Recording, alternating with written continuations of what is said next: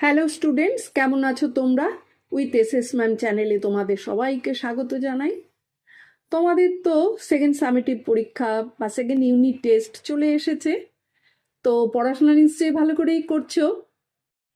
আজকে তোমাদের second unit টেস্টের জন্য একটা বাংলার স্যাম্পল পেপার তৈরি করেছি। আশা করি তোমরা এখান থেকে অনেকটাই পাবে। চলো তবে শুরু করি। এবার তোমাদের যে প্রশ্নটা হবে তাতে তোমরা নিশ্চয়ই জেনেছো যে 50 নম্বর করে থাকবে এবং সময় থাকবে 1.5 ঘন্টা। তো মাল্টিপল চয়েসের কোয়েশ্চেনগুলো দেখি, চলো। নিচের প্রশ্নগুলোর উত্তর দাও। একের এক জবাবটা জেনে নেব। কার কাছ থেকে? আমরা জানি মেজদার কাছকে, মেজদার থেকে খুঁচিয়ে। একের দুই, কাজীদার সেই গান চোখ বুঝলে আজও শুনতে পান। কে শুনতে পান? রামকুমার চট্টোপাধ্যায়। একের তিন, মেঘচোর গল্পে অসীমার বয়স কত? আমরা জানি 27 বছর। একের চার, জনগণ মন অধিনায়ক জয় হে গানটি প্রথম জনসমক্ষে গাওয়া হয় কত সালে? 1911। একের পাঁচ, কবিতায় কবি মূঢ় বলেছেন তাদের যারা কি মনোহর হর্ম্যর নির্মাণ করেন। একের ছয়, এখানে সকাল ঘোষিত পাখির কি গানে হবে? একের সাত, চড়াইবেতি শব্দের অর্থ হলো এগিয়ে চলা। একের আট, রাত্রি হলেই ঠাকুমা গল্প শোনায়। কোথায়? দাওয়ার অন্ধকারে। একের নয়, নোট বই কবিতায় অরণি বলতে বোঝায় কাকে? চিত্রক গাছকে। একের দশ, সঠিক বানানটি হলো এই যে এখানে যেটা আছে, তালিবস্য, তালিবস্যের রস্যি, ভয় রস্যু, আর মূর্ধন্য স আর মূর্ধন্য, এটা হবে। একের এগারো, একটি যোগরূঢ় শব্দের উদাহরণ কি হবে? পঙ্কজ। একের বারো, মাঠে ময়দানে শব্দটি কি ধরনের শব্দ? এটা শব্দ দ্বৈত। একের তেরো, পৌত্র শব্দটি কি? মৌলিক শব্দ। একের 14, গ্রামে গ্রামে বার্তা রটে গেল। গ্রামে গ্রামে হলো এখানে শব্দ দ্বৈত শব্দ। একের 15, কোনটি শব্দ দ্বৈত উদাহরণ নয়? এখানে ঝমঝমটা হবে শব্দ দ্বৈতর উদাহরণ নয়। একের 16, গভীর মরুভূমিতে কি আছে? গ্যাজেলি নামক হরিণ আছে। যদিও তোমাদের 12টা করতে হবে, কিন্তু আমি 16টা দিয়েছিলাম ওখানে। এবার 2-এর দাগের প্রশ্নটি কি? নিচের যে কোনো 12টি প্রশ্নের উত্তর দাও। এখানে 1 নম্বর করে থাকবে, 12টা প্রশ্ন আছে। 2-এর 1, অণুবীক্ষণ যন্ত্রের সাহায্যে দেখা যায় এমন দুটো প্রাণীর নাম লেখো।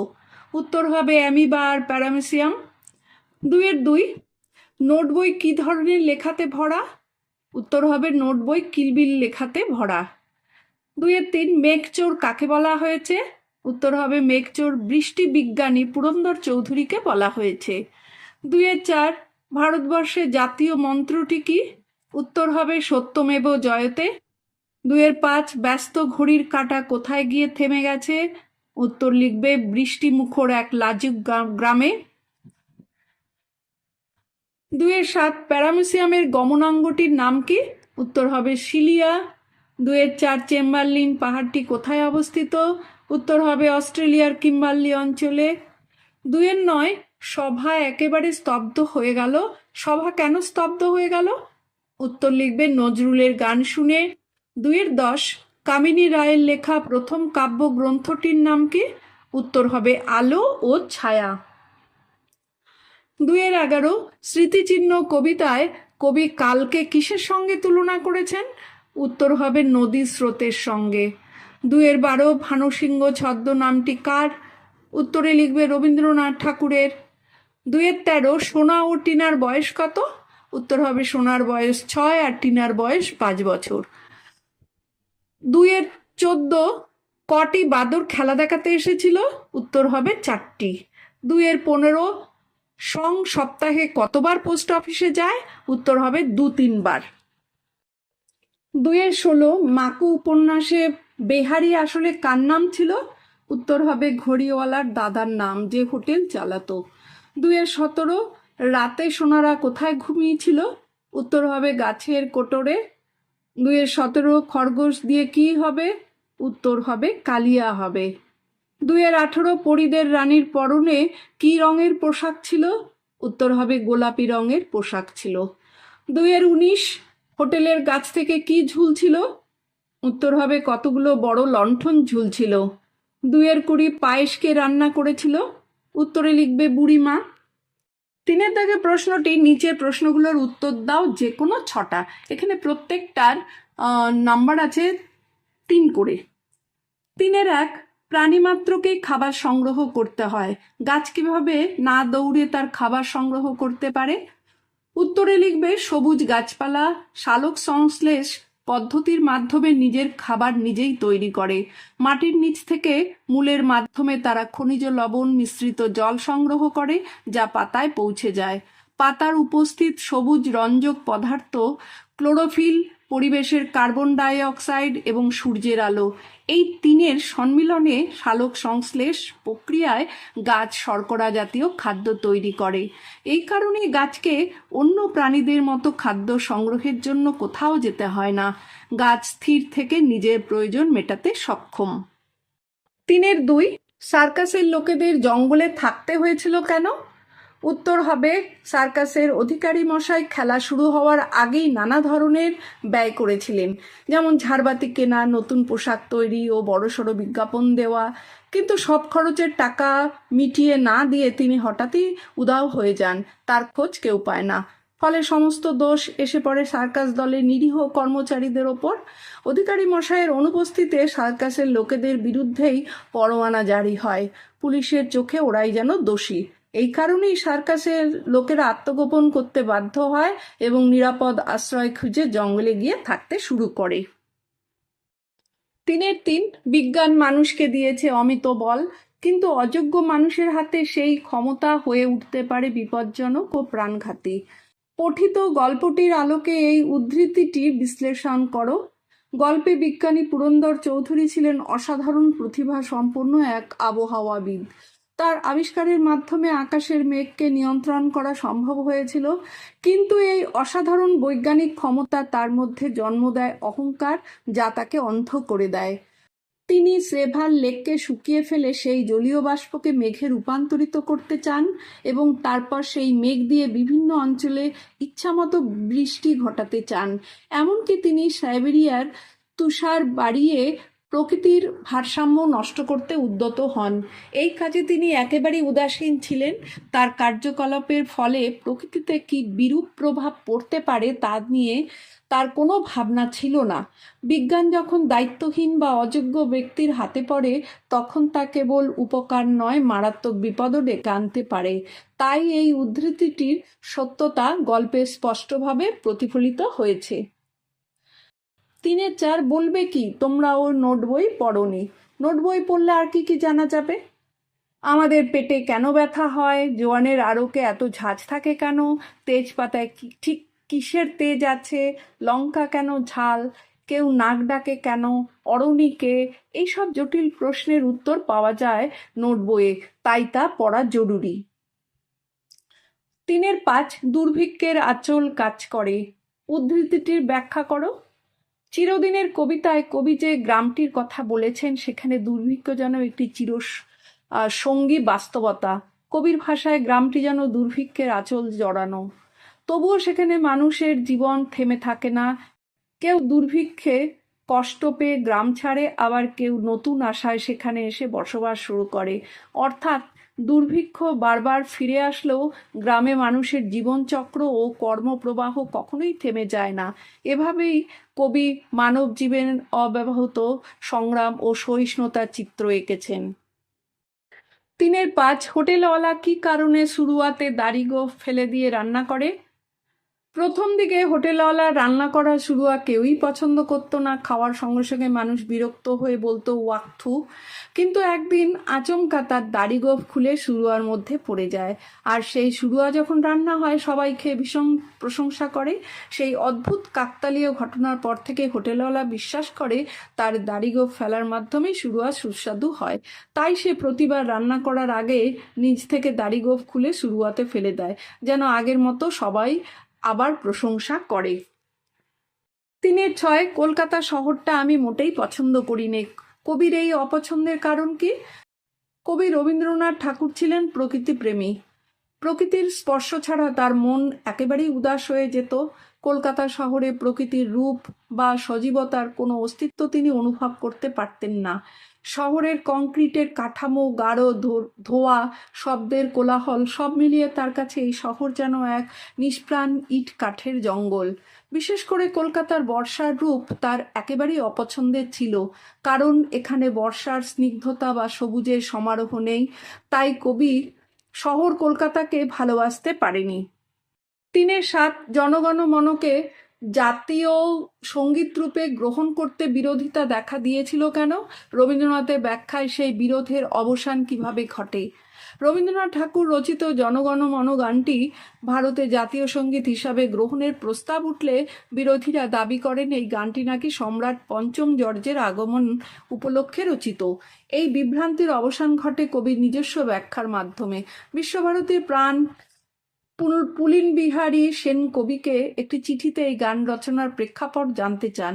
উত্তরে 1937 সালে 20 নভেম্বর রবীন্দ্রনাথ লেখেন, এক ইংরেজ বন্ধু তাকে সম্রাটের প্রশংসায় গান রচনার অনুরোধ করেন। এই অনুরোধে তিনি ব্যথিত হন এবং প্রতিক্রিয়া স্বরূপ জনগণমন অধিনায়ক ও গানটি রচনা করেন, যেখানে তিনি ভারত ভাগ্য বিধাতার জয়গান করেন, কোনো রাজা বা সম্রাটের নয়। ফলে বিভ্রান্তি দূর হয় এবং বিরোধের অবসান ঘটে। 3-8 বাংলা বানানের ক্ষেত্রে কোথায় মূর্ধন্য হবে তার 3টি নিয়ম উদাহরণ সহকারে লেখো। 1 নম্বর, ট, ড, ঢ-0 র, দয় রফলা সঙ্গে মূর্ধন্য হয়। খেয়াল করলে দেখা যাবে এসব ধ্বনি ট বর্গের অন্তর্গত, অর্থাৎ মূর্ধন্য ধ্বনি হওয়ার স্বাভাবিক মূর্ধন্য হয়। ঘণ্টা, দণ্ড, পণ্ডিত, কণ্টক, লুণ্ঠন, কণ্ঠ। 2 রিকার, বয়-0 র, উন্তস্ত জ, এরপর স্বরবর্ণ ক বর্গ, প বর্গ, উন্তস্ত জ, ব, হ এবং ব্যবধান থাকলে মূর্ধন্য হয়, যেমন কৃপণ, হরিণ, পাষাণ, গ্রহণ। নাম্বার 3 পূর্ব ও অপর শব্দের পরবর্তী অন্য শব্দের দন্তান্ন হয়ে যায় মূর্ধন্য, অর্থাৎ পরাহ্ন, অপরাহ্ন ইত্যাদি। পরে আসছে প্রবন্ধ রচনা। তোমাদের 3টে বা 4টে দেওয়া থাকবে, তার মধ্যে থেকে একটি প্রবন্ধ রচনা করতে হবে এবং তার নাম্বার থাকবে 8। যে কোনো একটি করতে হবে। তা আমি 3টে দিয়েছি। তোমার জীবনের লক্ষ্য, প্রথমে হবে ভূমিকা। জীবনে চলার পথে দিশাহীন মানুষ যেমন সঠিক গন্তব্যে পৌঁছতে পারে না, ঠিক তেমনি জীবনের কোনো নির্দিষ্ট লক্ষ্য না থাকলে মানুষও হারিয়ে যায়। লক্ষ্য হচ্ছে জীবনের মানসিক দিগদর্শন, যা আমাদের অনুপ্রেরণা যোগায়, সঠিক পথে চালিত করে এবং আত্মবিশ্বাসী করে তোলে। ছোটবেলা থেকেই আমরা নানা পেশার মানুষকে দেখে অনুপ্রাণিত হই। কেউ ডাক্তার, কেউ বিজ্ঞানী, কেউ খেলোয়াড় হতে চায়। আমারও একটি স্পষ্ট ও সুসংহত জীবনের লক্ষ্য রয়েছে, যা আমি মনে প্রাণে অর্জন করতে চাই। এরপরে আসছে পয়েন্ট, আমার জীবনের লক্ষ্য। আমি বড় হয়ে একজন আদর্শ শিক্ষিকা হতে চাই। এই পেশার প্রতি আমার আকর্ষণ জন্মেছে ছোটবেলা থেকেই। আমি দেখেছি একজন শিক্ষক শুধু পড়ানই না, তিনি একটি সমাজ গঠন করেন, ভবিষ্যৎ প্রজন্মকে মানুষ হিসাবে গড়ে তোলেন। আমি বিশ্বাস করি জ্ঞান বিলি করাই পৃথিবীর অন্যতম মহৎ কাজ, আর সেই কাজটি শিক্ষকরাই করেন। আমি চাই এমন একজন শিক্ষিকা হতে, যার হাত ধরে ছাত্রছাত্রীরা শুধু বইয়ের জ্ঞানই নয়, জীবনের মূল্যবান শিক্ষা গ্রহণ করতে পারে।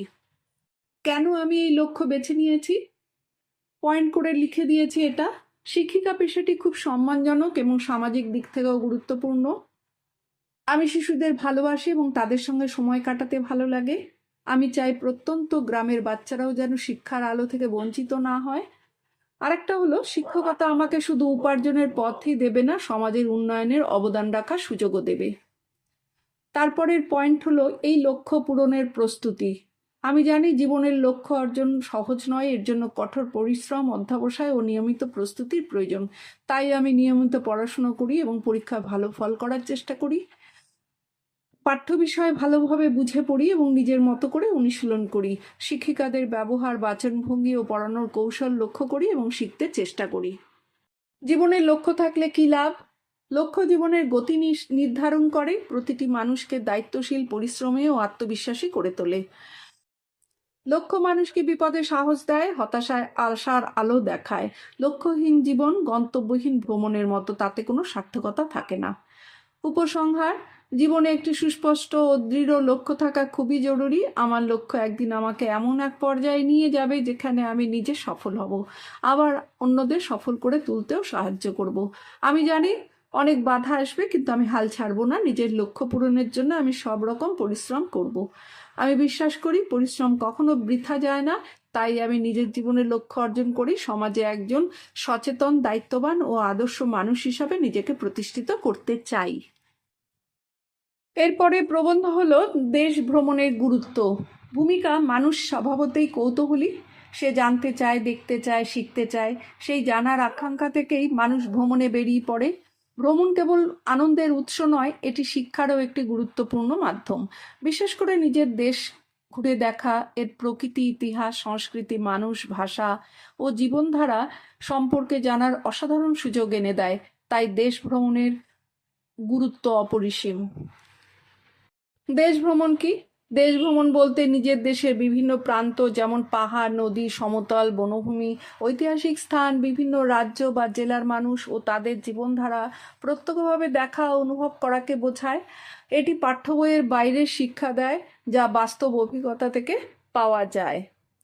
দেশ ভ্রমণের উপকারিতা: শিক্ষাগত উন্নতি।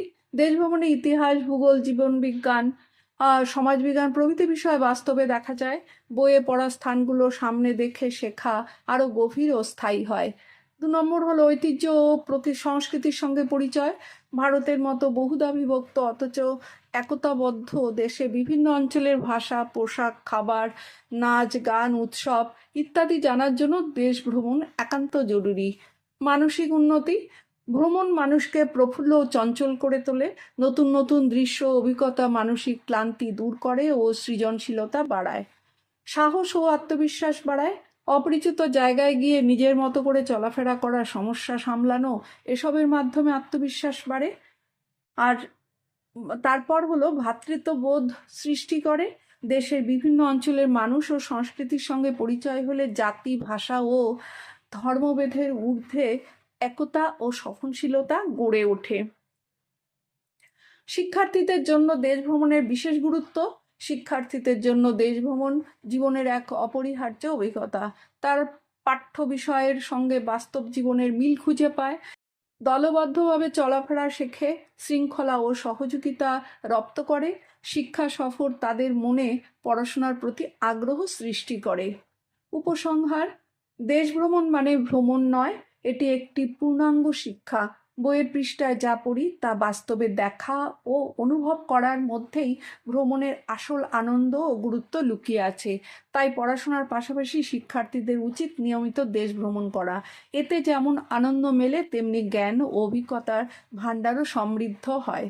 বিশ্ব দেখি চোখে, দেশ দেখি হৃদয়ে, এই মনোভাব নিয়ে আমাদের দেশ ভ্রমণে এগিয়ে আসা উচিত। তারপরেরটা আছে হলো পরিবেশ রক্ষায় ছাত্রছাত্রীদের দায়িত্ব। ভূমিকা: পরিবেশ হলো আমাদের আশেপাশের সমস্ত প্রাকৃতিক উপাদান, আকাশ, বাতাস, জল, গাছপালা, প্রাণীজগৎ এবং মানুষ। এই পরিবেশই আমাদের বেঁচে থাকার জন্য প্রয়োজনীয় সবকিছু দেয়। কিন্তু আজ মানুষের অবিবেচক কাজের কারণে পরিবেশ বিপন্ন হয়ে উঠেছে। এই অবস্থায় পরিবেশ রক্ষার দায়িত্ব কেবল সরকারের নয়, বরং সমাজের প্রতিটি মানুষের, বিশেষ করে ছাত্রছাত্রীদের উপরও বর্তায়।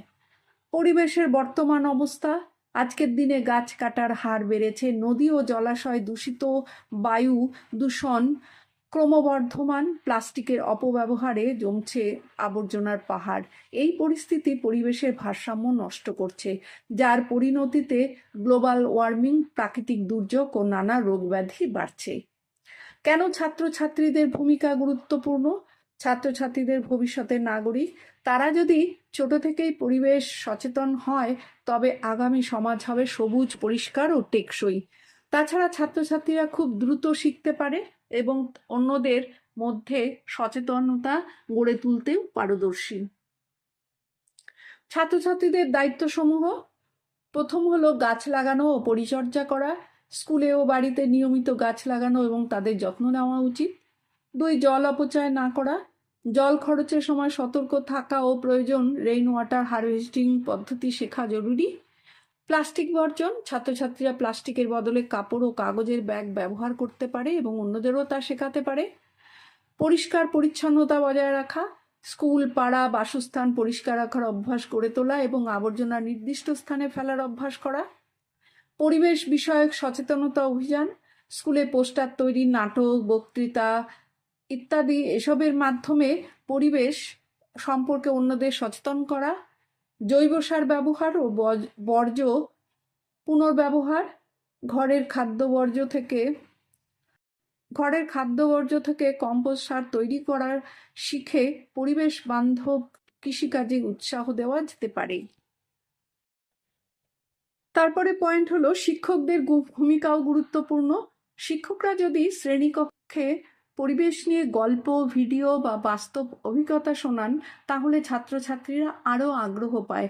একসঙ্গে প্রকৃতি পর্যবেক্ষণ বা শিক্ষা সফরও পরিবেশ চর্চা বাড়াতে সাহায্য করে। উপসংহার: পরিবেশ রক্ষা কোনো একদিনের কাজ নয়, এটি প্রতিদিনের অভ্যাস। ছাত্রছাত্রীরা যদি ছোট থেকেই পরিবেশের প্রতি দায়িত্ববান হয়, তাহলে ভবিষ্যৎ পৃথিবী অনেক বেশি হবে বাসযোগ্য। তাই প্রতিটি ছাত্রছাত্রীর উচিত আজ থেকে প্রতিজ্ঞা নেওয়া, আমি পরিবেশ রক্ষা করব, অন্যকেও শেখাবো। কারণ একটি সবুজ পৃথিবীর জন্য আমাদের সচেতনতা এখনই জরুরি।